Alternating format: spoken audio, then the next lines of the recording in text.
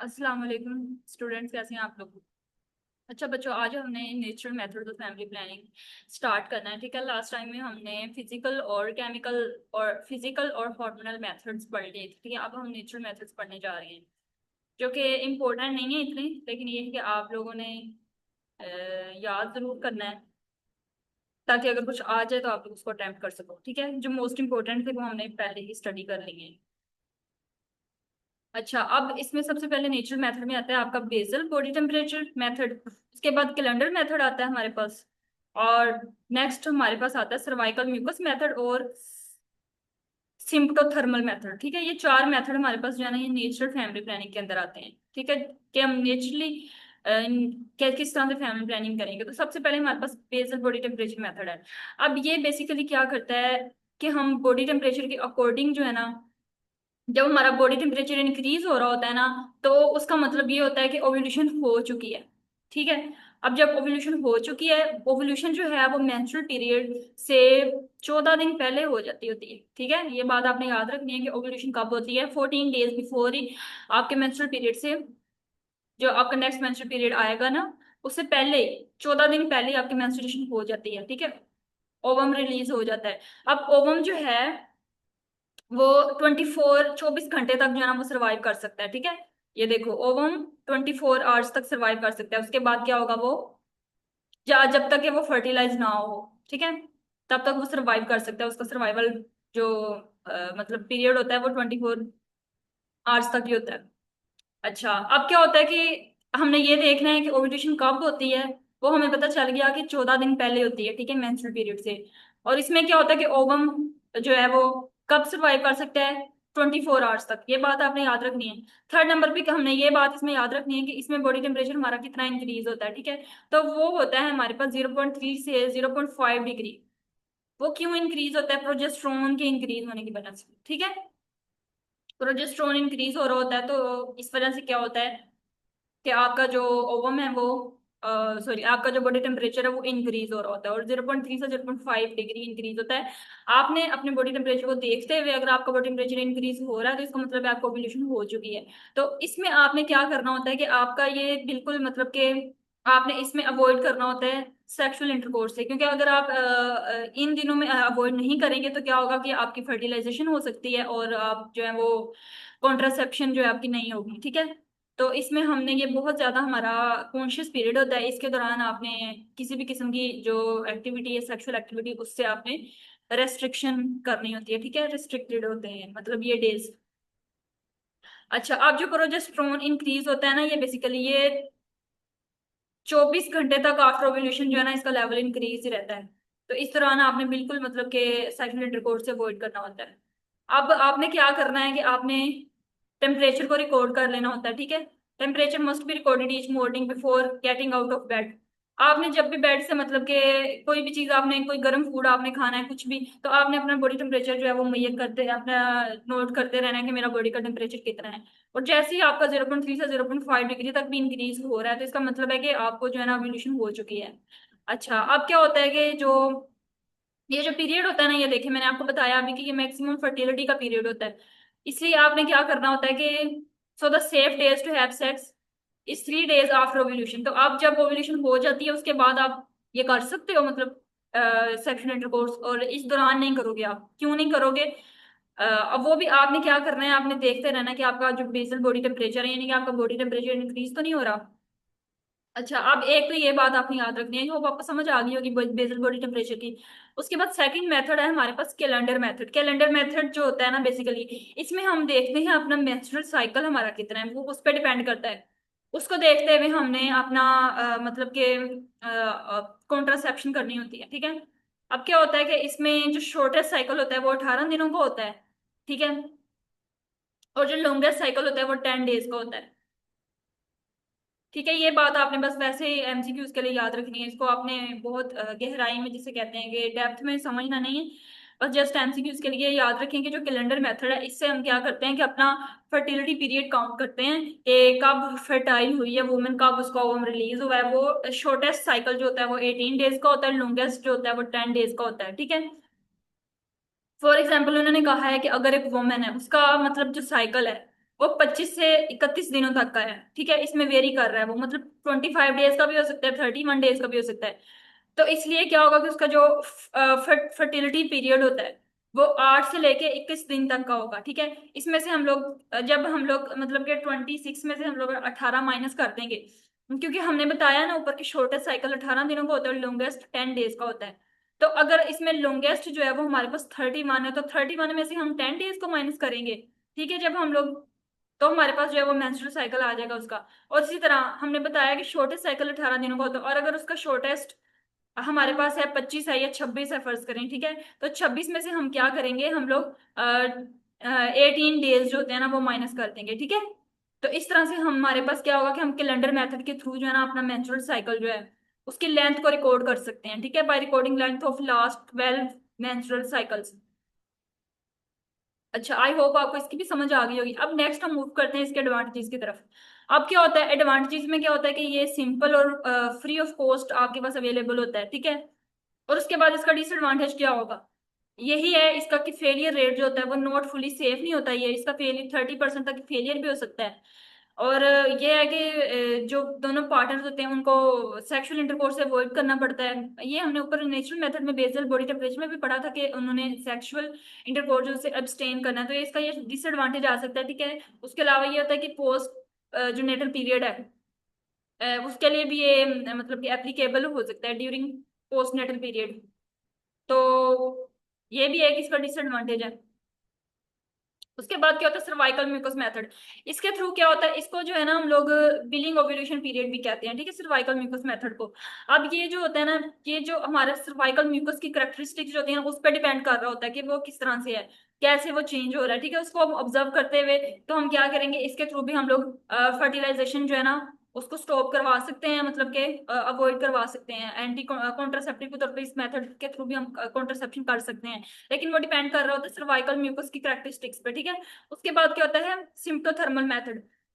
अच्छा, इसमें क्या होता है, इसमें हमारे पास जो बेसल बॉडी टेम्परेचर है वो और म्यूकस, सर्वाइकल म्यूकस और कैलेंडर टेक्निक, ये सारी कंप्लीट मतलब कंबाइंड मेथड जो है ना वो सिम्प्टोथर्मल मेथड के अंदर हम स्टडी करते हैं। और ये मतलब कि क्या होता है, it is more effective than either alone, मतलब अगर हम तीनों मेथड्स को कंबाइनली यूज करें तो फिर ये ज्यादा तीनों ज्यादा इफेक्टिव होते हैं, ठीक है। उसके बाद हमारे पास बर्थ कंट्रोल वैक्सीन होती हैं कुछ, ठीक है। अब क्या होता है कि इसमें हमारे पास जो बर्थ कंट्रोल वैक्सीन हैं ये प्रिपेयर की जाती हैं बीटा सब unit of human chorionic gonadotropin, HCG जो है ना ये एक हार्मोन होता है। इससे क्या होता है कि हमारे पास कोई बर्थ कंट्रोल वैक्सीन हैं जो प्रिपेयर की जाती हैं, ये एक ऐसा हार्मोन होता है जो कि अर्ली प्रेगनेंसी में प्रोड्यूस हो रहा होता है, ठीक है। अच्छा, अब क्या होता है कि इसके अंदर हमारे पास फर्दर टर्मिनल मेथड्स आ जाते हैं, ठीक है। टर्मिनल मेथड्स में एक मेड स्टरलाइजेशन होती है और सेकंड नंबर पे हमारे पास होती है ट्यूबल लाइगेशन। ये मैंने आपको पहले भी बताया था, फीमेल स्टरलाइजेशन को ट्यूबल लाइगेशन भी कहते हैं, ठीक है। ये ऊपर ये देखें, एक मेल स्टरलाइजेशन है जी, ये हमारे पास परमानेंट मेथड है। अगर वो पूछें कि write down the permanent method for family planning, तो आपने दो मेथड लिख देने हैं, एक मेल स्टरलाइजेशन है जिसे वैसेक्टमी कहते हैं और एक फीमेल स्टरलाइजेशन है that is called tubal ligation, ठीक है। अब हम लोग मेल स्टरलाइजेशन पढ़ते हैं, इसमें क्या होता है, इसको इसका other name first of all इसको मेल स्टरलाइजेशन और वैसेक्टमी दोनों नेम से पुकारा जाता है, ठीक है। दोनों नेम यूज होते हैं terminal methods for male male sterilization, ठीक है। ये सिंपल प्रोसीजर, इसमें क्या होता है कि आप जो है ना लोकल एनेस्थीसिया को यूज करते हो, ठीक है। इसमें किसी किस्म की हॉस्पिटलाइजेशन की आपको रिक्वायरमेंट नहीं होती। ये जो ऑपरेशन होता है ना इसमें क्या होता है कि परमानेंटली हम लोग जो उसके वैज डिफरेंस होते हैं मेल के, उसको हम लाइगेट कर देते हैं सुचर्स के थ्रू, ठीक है।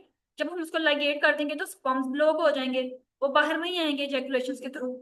अब क्या होगा कि जो पेशेंट है वो लेकिन इसमें हाँ ये बात आपने याद रखनी है कि इसमें वो 6 to 8 डेज के लिए वो फर्टाइल ही होगा, यानी कि अगर वो सेक्सुअल इंटरकोर्स करते हैं 6 से 8 वीक्स उसको मतलब कि इस चीज से अवॉइड करना चाहिए, क्योंकि ये उसका पीरियड जो है इसके दौरान भी वो जो मेल है वो फर्टाइल ही होता है, ठीक है।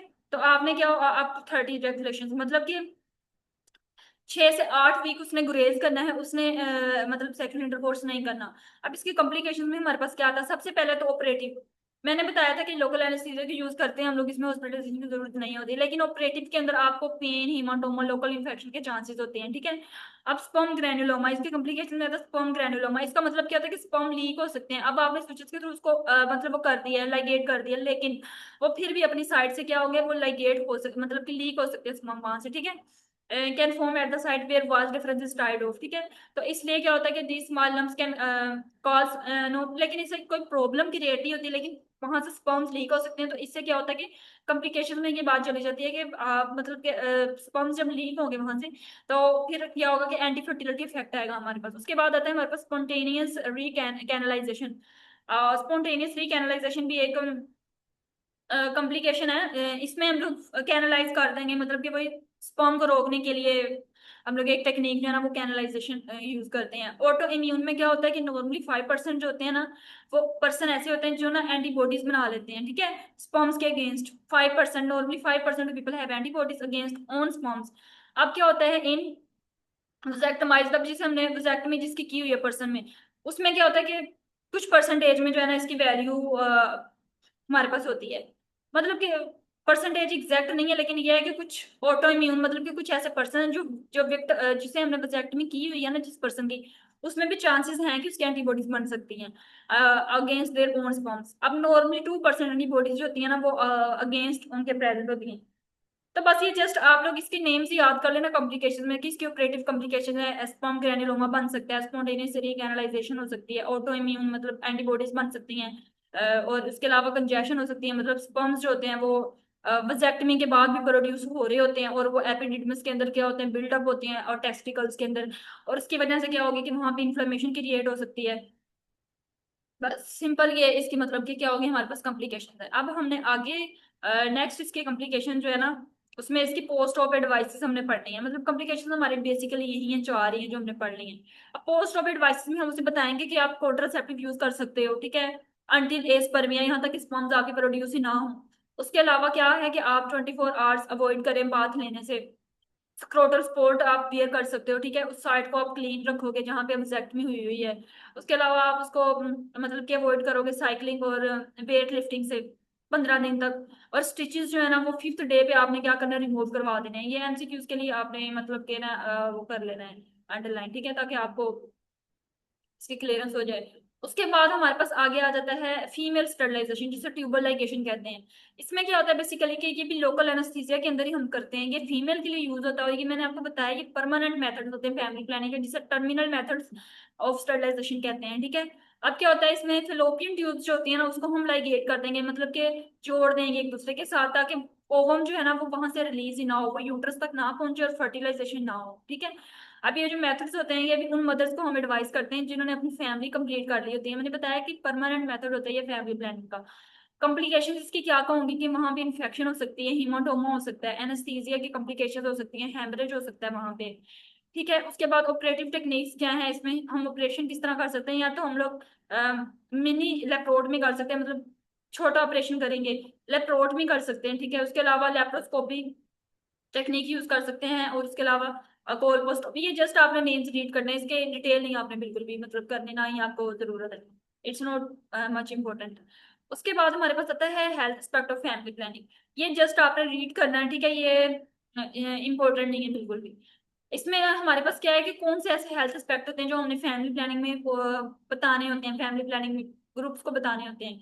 इसमें यह कि सबसे पहले तो उनको वुमेन की हेल्थ के बारे में हमने बताना है कि वो जो प्रेगनेंसी होती है वो सीरियस मतलब के इफेक्ट कॉज कर सकती है वुमेन के लिए, ठीक है, उसकी हेल्थ पे मतलब के डैमेज कॉज कर सकती है। तो इसलिए प्रॉपर हमने उसके फैमिली प्लानिंग के बारे में बताना है कि वो अनवांटेड जो प्रेगनेंसी है उससे अवॉइड करें, ताकि वुमेन की हेल्थ जो है वो मतलब के खराब ना हो, ठीक है। उसके बाद लिमिटिंग नंबर ऑफ बर्थ, उनसे उनको हमने ये बताना है कि वो कम से कम बच्चे रखें, ठीक है, ताकि मोर्बिडिटी जो है वो जो राइज हो रही है, ठीक है, उसका रिस्क भी ना हो बियॉन्ड द थर्ड प्रेगनेंसी। उसके बाद क्या होता है कि time of birth in relation to age of mother. अब जनरली उन्होंने कहा है जो मदर्स होती है ना वो ग्रेटर रिस्क फेस करती हैं dying below the age of 20 and above the age of 30 to 35। thus avoiding birth below 20 and above 35 years of a woman reduce the risk of women's health। तो इसलिए उन्होंने कहा है कि अभी जिनकी एज 20 से उन्होंने कहा है कि 20 से कम जिनकी एज है ना बेहतर है कि वो अभी बच्चे पैदा ना करें, मतलब हमारी जो बेसिक एज होती है ना वो होती है 30 से 35, ठीक है। इस दौरान अगर वो होंगी ना तो वो ज्यादा रिस्क, उन्होंने कहा है हमारे पास बेसिकली कि जो वुमेन 20 से कम एज की होंगी और जो 30 से 35 की साल पे होंगी, ये रिस्क पे होती हैं, ठीक है। इधर हमें प्रेगनेंसी से अवॉइड करना चाहिए। समझ आ रही है आपको इस बात की? अब क्या होगा कि जब हम लोग बिलो 20 और अबव 35 से अवॉइड करेंगे तो वुमेन का जो हेल्थ रिस्क होता है वो कम हो जाता है, ठीक है। मतलब कि 25 से 30 जो है इसमें आप प्रेगनेंसी करो, 21 और 30 के दौरान, ये ठीक है, सेफ पीरियड है। लेकिन जब 30 से अबव होगी और 20 से कम की प्रेगनेंसी होगी तो वो मदर जो होंगी वो रिस्क पे होंगी, ठीक है। उसके बाद हमारे पास सेकंड मेथड इसका होता है फीटल हेल्थ के बारे में उसको हमने इन्फॉर्म करना होता है।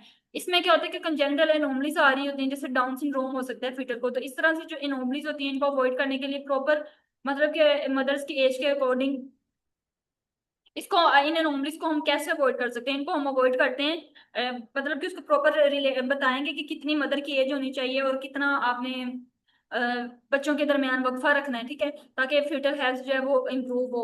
चाइल्ड हेल्थ के बारे में उनको बताना है। फैमिली प्लानिंग जो होती है वो चाइल्ड बेनिफिट के बारे में बताती है। उसमें क्या क्या होता है कि उसमें हमारे पास आता है reduction in the child mortality, ठीक है। इससे क्या होगा कि it is also known as child mortality increases when pregnancies occur in rapid succession. A birth interval of 2 से 3 days is considered desirable to reduce the child mortality, ठीक है। अच्छा, उसके बाद हमारे पास आगे आ जाता है scope of family planning services. Family planning जो होती है वो is not synonymous with birth control. It is more than mere birth control. WHO expert committee ने बताया था कि फैमिली प्लानिंग का क्या क्या स्कोप हमारे पास होता है कि प्रॉपर स्पेसिंग और limitation of birth, advice on sterility और sex education, screening for pathology conditions related with reproductive system, genetic counselling. मतलब ये सारी हमारे पास क्या है, स्कोप है ये हमारा फैमिली प्लानिंग का, ठीक है। मैरिज काउंसलिंग करना, उनको प्रिपेयर करना कपल्स को for arrival of their children, उनको टीचिंग प्रोवाइड करना होम इकोनॉमिक्स न्यूट्रिशन के बारे में, अडोप्शन सर्विसेज प्रोवाइड करना। Elements of success in family planning, elements क्या क्या होते हैं कि प्रॉपर, मतलब कि एक्सेसिबल सर्विसेज उनको प्रोवाइड करना, ठीक है, अफोर्डेबल सर्विसेज देना उनको, और उनसे प्रॉपर मतलब कि कम्युनिकेट करना इफेक्टिवली। तो ये सारे हमारे पास क्या होते हैं, इसके एलिमेंट्स होते हैं, सक्सेशन एलिमेंट्स, ठीक है। अच्छा, तो उसके बाद हमारे पास नेक्स्ट है assure contraceptive security, build a high performing staff और वर्क फॉर सपोर्टिव एजेंसीज। बस आपने इतना ही बच्चों याद करना है, आज का इतना ही लेक्चर है आपका।